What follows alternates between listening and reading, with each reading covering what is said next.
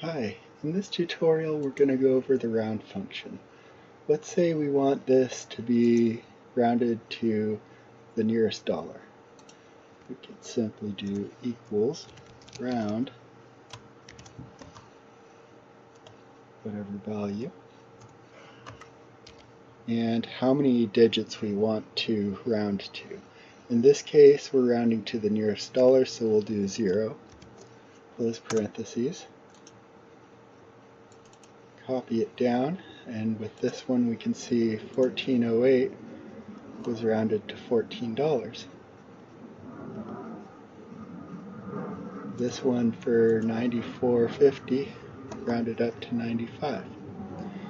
So if we wanted to just do one digit, we could go into the formula here and say 1, copy that down.